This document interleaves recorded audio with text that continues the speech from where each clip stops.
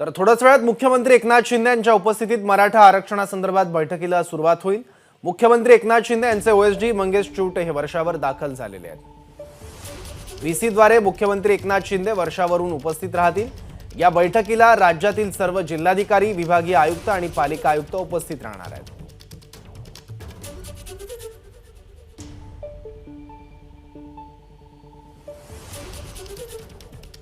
थोड्याच वेळात मराठा आरक्षणासंदर्भातली मुख्यमंत्र्यांची बैठक सुरू होते। आणखी माहिती घेऊया आपला प्रतिनिधी अभिषेक मुठाळकडून। अभिषेक, सौरभ, मुख्यमंत्री हे थोड्याच वेळात व्हीसीद्वारे बैठक घेणार आहेत। एकूणच व्हिडिओ कॉन्फरन्सिंगद्वारे यामध्ये प्रशासकीय अधिकारी असतील किंवा मग एकूण शिंदे समितीचं आतापर्यंत झालेलं काम असेल किंवा त्याचा जो अहवाल आहे तो देखील या बैठकीमध्ये मांडण्यात येणार असल्याचं कळतं आहे।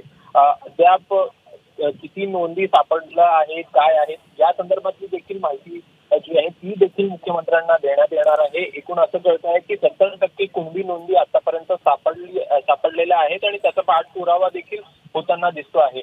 एकूणच जर का बघायचं तर तलाठी पासून तर पूर्ण यंत्रणा जी आहे ते सध्याला आपल्याला कामाला लागल्याचं पाहायला मिळतं आहे। सोबतच जरांगे देखील मुंबईकडे कूच करत आहेत।